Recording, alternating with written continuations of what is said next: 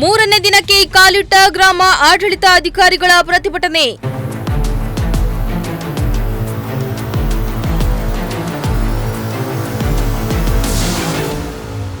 ಮುಷ್ಕರ ನಡೀತಾ ಇದ್ರೂ ತಿರುಗಿ ನೋಡದ ಅಧಿಕಾರಿಗಳು.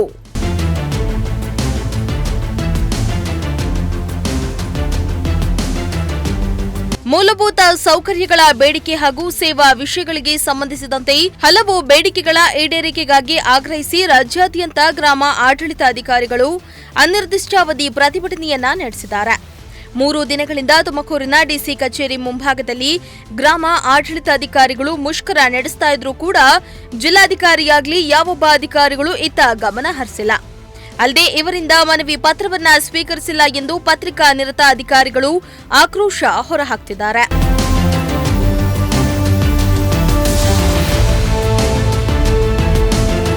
ಇನ್ನು ಈ ಹಿಂದೆ ಸರ್ಕಾರ ನಮ್ಮ ಭರವಸೆಯನ್ನ ಈಡೇರಿಸುತ್ತೇವೆ ಎಂದು ಆಶ್ವಾಸನೆ ನೀಡಿದ್ರು. ಆದರೆ ಸರ್ಕಾರ ಮಾತ್ರ ಈವರೆಗೂ ನಮ್ಮ ಬೇಡಿಕೆಯನ್ನ ಈಡೇರಿಸಿಲ್ಲ. ಹೀಗಾಗಿ ಗ್ರಾಮ ಆಡಳಿತಾಧಿಕಾರಿಗಳಿಗೆ ಸಿಗಬೇಕಾದ ಯಾವ ಸೌಲಭ್ಯವೂ ಸಿಗ್ತಾ ಇಲ್ಲ. ಕೂಡಲೇ ನಮಗೆ ಬೇಕಾದ ಮೂಲಭೂತ ಸೌಕರ್ಯವನ್ನ ಒದಗಿಸುವಂತೆ ಮೌನವಾಗಿ ಕುಳಿತು ಅನಿರ್ದಿಷ್ಟಾವಧಿ ಮುಷ್ಕರವನ್ನ ಮುಂದುವರೆಸಿದ್ದಾರೆ.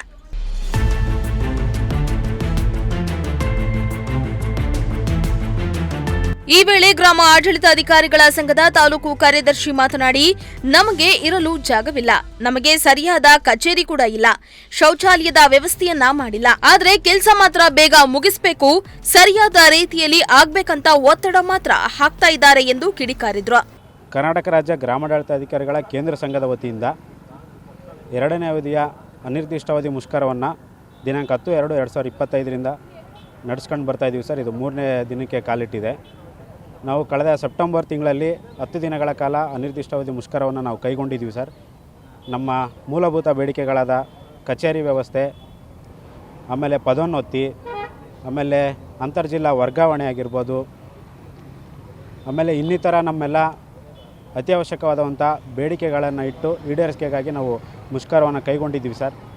ಸೆಪ್ಟೆಂಬರ್ ತಿಂಗಳಲ್ಲಿ 10 ದಿನಗಳ ಕಾಲ ನಾವು ಮುಷ್ಕರ ಮಾಡಿದಾಗೆ ಸರ್ಕಾರದ ಮುಖ್ಯ ಕಾರ್ಯದರ್ಶಿಗಳು, ನಮ್ಮ ಮನೆ ಕಂದಾಯ ಸಚಿವರು ಹಾಗೂ ನಮ್ಮ ಇಲಾಖೆಯ ಮನೆ ಪ್ರಧಾನ ಕಾರ್ಯದರ್ಶಿಗಳ ಅಧ್ಯಕ್ಷತೆಯಲ್ಲಿ ಒಂದು ಸಭಾ ನಡವಳಿಯಾಗಿ ನಮ್ಮ ಬೇಡಿಕೆಗಳನ್ನು 1 ತಿಂಗಳಲ್ಲಿ ಈಡೇರಿಸುವುದಾಗಿ ಭರವಸೆ ನೀಡಿದರು ಸರ್.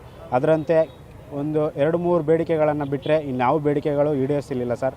ಹಾಗಾಗಿ ರಾಜ್ಯದ ಏನು ನಾವು 9,000 ಜನ ಏನು ನಾವು ಗ್ರಾಮಾಡಳಿತಾಧಿಕಾರಿಗಳಿದ್ದೀವಿ, ಅವರೆಲ್ಲ ಸೇರಿ ಒಂದು ನಿರ್ಣಯ ಕೈಗೊಂಡು ತಿರ್ಗಾ ನಮ್ಮ ಎಲ್ಲ ಬೇಡಿಕೆಗಳು ಈಡೇರುವವರೆಗೂ ನಿರ್ದಿಷ್ಟಾವಧಿ ಮುಷ್ಕರವನ್ನು ಕೈಗೊಳ್ಳೋಣ ಅಂದ್ಬಿಟ್ಟು ಒಂದು ಕಾರ್ಯಕಾರಿಣಿ ಸಭೆಯಲ್ಲಿ ಒಂದು ತೀರ್ಮಾನ ಕೈಗೊಂಡು ನಾವು ಮುಷ್ಕರವನ್ನು ಕೈಗೊಂಡಿದ್ದೀವಿ ಸರ್. ಇಲ್ಲಿವರೆಗೂ ನಮಗೆ ಎಲ್ಲ ರಾಜ್ಯ ಸರ್ಕಾರಿ ನೌಕರರ ಸಂಘ ಇರ್ಬೋದು, ಆಮೇಲೆ ನಮ್ಮ ರೈತ ಸಂಘ ಇರ್ಬೋದು, ನಮ್ಮ ಭೂಮಾಪನ ನೌಕರರ ಸಂಘ ಇರ್ಬೋದು, ಎಲ್ಲ ರೀತಿಯ ಸಂಘ ಸಂಘಟನೆಗಳು ನಮಗೆ ಬೆಂಬಲವನ್ನು ವ್ಯಕ್ತಪಡಿಸಿದವು ಸರ್. ಆದರೆ ದುರಾದೃಷ್ಟ ಏನಂತಂದರೆ ಸರ್ಕಾರದ ವತಿಯಿಂದ ನಮ್ಮನ್ನು ಇಲ್ಲಿವರೆಗೂ ಸಹ ಏನಕ್ಕೆ ಮುಷ್ಕರ ಮಾಡ್ತಿದ್ದೀರ ಅನ್ನೋ ಒಂದು ಕೇಳುವಂತಹ ಒಂದು ವ್ಯವಧಾನವನ್ನು ಸಹ ಮಾಡಿಲ್ಲ ಸರ್. ನಮಗೆ ಸರ್ಕಾರ ಆ ರೀತಿ ನಮ್ಮ ನಡೆಸ್ಕೊಂಡಿದೆ.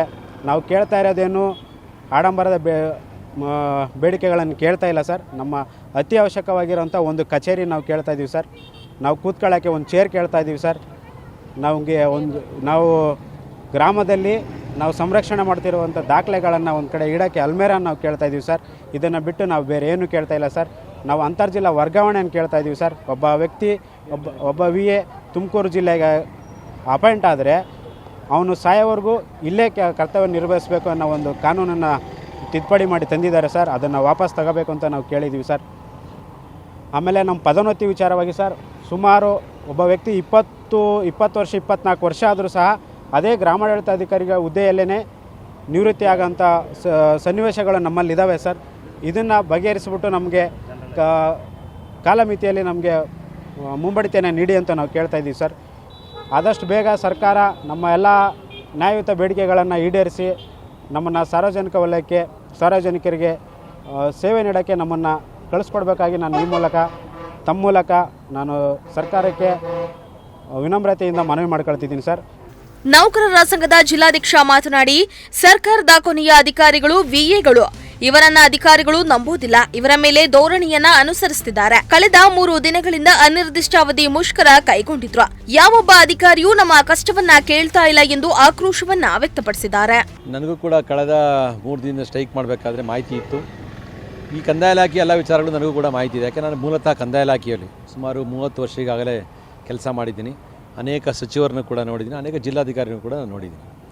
ಆದರೆ ಸರ್ಕಾರ ಕೊನೆಯ ಅಧಿಕಾರಿಗಳು ಯಾರು ಅಂದರೆ VAಗಳು ಈಗ ಸ್ಟ್ರೈಕ್ ಮಾಡ್ತಿರೋರು. ಇವರು ನಂಬೋದೇ ಇಲ್ಲ. ಅವರು ನಂಬೋದಿಲ್ಲ ಅಂದರೆ ಯಾವುದು ಬರೆದ್ರೂ VA ಸೈನ್ ಇರಬೇಕು ಅಂತಾರೆ, ಆದರೆ VAನ ನಂಬಲ್ಲ. ಈ ಥರ ಧೋರಣೆ ಸರಿ ಇಲ್ಲ.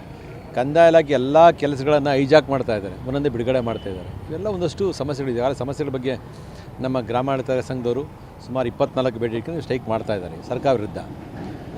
ಈಡೇರುವಂಥ ಬೇಡಿಕೆಗಳು ಸುಮಾರು 24ರಲ್ಲಿ ಒಂದು 10 ಬೇಡಿಕೆ ಇದ್ದಾವೆ. ಈ 10ನ್ನ ಬೇಡಿಕೆ ಈಡೇರಿಸಿಗೆ ಏನು ಕಷ್ಟ ಆಗ್ತದೆ?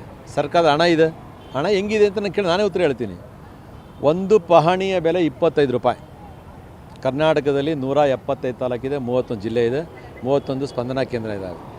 ಒಂದು ಸ್ಪಂದನಾ ಕೇಂದ್ರ, ಒಂದು ಜಿಲ್ಲಾ ಕಚೇರಿ, ಒಂದು ನಳ ಕಚೇರಿ ಅಂದರೆ ಅವರೇಜ್ 15,000 ಕಲೆಕ್ಷನ್ ಆಗುತ್ತೆ. ನೀವು ಲೆಕ್ಕ ಹಾಕೊಳ್ಳಿ. 15 × 175, 30 × 20,000. ಸರ್ಕಾರ ಹಣ ಇದೆ, ಹಣದ ಬಗ್ಗೆ ಕೊರತೆ ಇಲ್ಲ. ಹಣ ಎಲ್ಲೂ ಇಲ್ಲ ಅಂತ ಯಾರು ಸಚಿವರು ಕೂಡ ಹೇಳಿಲ್ಲ. ಮಾನ್ಯ ಕಂದಾಯ ಸಚಿವರು ಏನು ಈ ಮೂಲಕ ಇಚ್ಛೆ ಪಡ್ತೀನಿ ಅಂತಂದರೆ, ದಯಮಾಡಿ VAಗಳನ್ನ ಕರೀರಿ.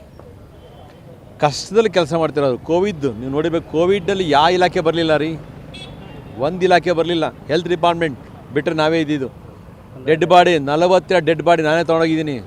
ಇಲ್ಲೇ ಉಣಿದ್ದೀವಿ, ಸುಟ್ಟಿದ್ದೀವಿ. ಇಲ್ಲಿ ಯಾರು ಬಂದರು ಅವಾಗ? ಕಂದಾಯ ಇಲಾಖೆ ಕೆಲಸ ಮಾಡಿಲ್ವಾ? ಮಾತೆತ್ತಿರಿ ಕಂದಾಯ ಇಲಾಖೆ ಕೆಲಸ ಮಾಡಿಲ್ಲ ಅಂತಾರೆ. ಯಾವ ಕೆಲಸ ಆಗಿಲ್ಲ ಹೇಳ್ರಿ ಫಸ್ಟ್. ನಾನು ನೀವು ಪಾಯಿಂಟ್ ಔಟ್ ಮಾಡಿರಿ, ಇಂಥ ಕೆಲಸ ಮಾಡಿಲ್ಲ ಅಂತ. ನೀರು ಕೊಡೋರು ನಾವು, ಹಳ್ಳಿಗೆ ಹೋಗೋರು ನಾವು, ಪೆನ್ಷನ್ ಕೊಡೋರು ನಾವು, ಕೆಲಸ ಮಾಡೋರು ನಾವು, ಖಾತೆ ಮಾಡೋರು ನಾವು. ಇನ್ನು ಯಾವ ಕೆಲಸ ಮಾಡ್ಕೊಳ್ಬೇಕು ರೀ? ಯಾವ ಧರ್ಮ ದುಡ್ಡು ಕೇಳ್ತಾ ಸಸ್ಪೆಂಡ್ ಮಾಡಿರಿ ನೀವು? ನಾನೆಲ್ಲಿ ಕೇಳ್ತಿದ್ದೀವಿ ನಾವು? ಈ 100 ರೂಪಾಯಿ ಕೊಟ್ಟು 1000 ಕೊಟ್ಟಂತ ಮಾತಾಡೋ ಜನ ಇದ್ದಾರೆ ಈ ಕಾಲದಲ್ಲಿ. ನಿಮಗೆಲ್ಲ ಮಾಹಿತಿ ಇದೆ. ಏನು ಮಹಾನ್ ಮಾಡ್ತಿದ್ವಿ ಕೆಲಸ ನಾವು? ಹಂಗಾರೆ ಕೆಲಸ ಮಾಡೇ ಇಲ್ವಾ ಸರ್ಕಾರದಲ್ಲಿ? ನಮ್ಮನ್ನು ನಂಬಿ ಅಂತ ಹೇಳ್ತೀವಿ. ಸಚಿವರಿಗೂ ಕೂಡ ಅಷ್ಟೇ ಹೇಳೋದು, ದಯವಿಟ್ಟು ನಮ್ಮನ್ನು ನಂಬಿ ಕೆಲಸ ಮಾಡ್ತಾಯಿದ್ದೀವಿ. ಕೆಲಸ ಮಾಡೋರು ನೀವು ಉತ್ತೇಜನ ಕೊಡ್ಬೇಕು ತಾನೆ. ಏನು ರೀ ಇಂಡಿಯಾ ಪಾಕಿಸ್ತಾನ ಬಾರ್ಡರ್ ಸಮಸ್ಯೆನೇನು ರೀ ಇದು? ಬೇಡ ಈಡೇರಿಸೋಂಥದ್ದು. 3 ದಿನ ಬೀದಿಲಿ ಕೂತವ್ರು. ಅಟ್ಲೀಸ್ಟ್ ನೀವು ಬಂದು ಕೇಳೋದಲ್ಲ, ಜಿಲ್ಲಾಧಿಕಾರಿ ಮೂಲಕನೇ ಕೇಳ್ಬೇಕು ತಾನೆ. DC ಅವ್ರು ಬರಲಿಲ್ಲ, ADC ಬರಲಿಲ್ಲ, AC ಬರಲಿಲ್ಲ, ತಹಸೀಲ್ದಾರ್ ಬಂದಿಲ್ಲ. ನಾವೆಲ್ಲ ಸೌಮ್ಯವಾಗಿ ಮಾತಾಡ್ತಿದ್ದೀವಿ. ಯಾಕೆ ನಮ್ಮ ಅಧಿಕಾರಿಗಳು ಅವರೆಲ್ಲ. ನಾವು ಏನಾರ ಬೇರೆ ಥರ ಸಾರ್ವಜನಿಕ ಥರ ಕೂಗಾಡಿ ಹೋಗೋದು ಏನಂತಾರೆ ನಮ್ಮನ್ನು? ಏನಪ್ಪ ಕಳ್ಳನ ಮಕ್ಕಳು ನೀವು, ನಿಮ್ಮ ಅಧಿಕಾರನೇ ಬೈತೀರಾ ಅಂತ ನಮ್ಮನ್ನು. ಇದೊಂದಕ್ಕೆ ಸುಮ್ಮನೆ ಇದೀವಿ ಅಷ್ಟೇ. ನಮಗೂ ಹೋರಾಟ ಮಾಡೋಕ್ಕೆ ಬರ್ತದೆ. ಇನ್ನಾದರೂ ಜಿಲ್ಲಾಧಿಕಾರಿಗಳು, ಸಂಬಂಧಪಟ್ಟ ಅಧಿಕಾರಿಗಳು ಇತ್ತ ಗಮನ ಹರಿಸಿ ಇವರ ಮನವಿಯನ್ನ ಸರ್ಕಾರಕ್ಕೆ ತಿಳಿಸುವ ಪ್ರಯತ್ನವನ್ನ ಮಾಡಬೇಕಾಗಿದೆ. ಅಲ್ಲದೆ ಕೂಡಲೇ ಸರ್ಕಾರ ನಮ್ಮ ಇಲಾಖೆಗೆ ನೀಡಬೇಕಾದ ಸೌಲಭ್ಯವನ್ನ ನೀಡಬೇಕು. ಇಲ್ಲವಾದರೆ ಮುಂದಿನ ದಿನಗಳಲ್ಲಿ ಉಗ್ರ ಹೋರಾಟ ಮಾಡುವುದಾಗಿ ಎಚ್ಚರಿಕೆಯನ್ನ ನೀಡಿದ್ದಾರೆ. ಕ್ಯಾಮರಾ ಪರ್ಸನ್ ಸಂಜಯ್ ಜೊತೆ ದೀಪಕ್, ಪ್ರಜಾಶಕ್ತಿ ಟಿವಿ, ತುಮಕೂರು.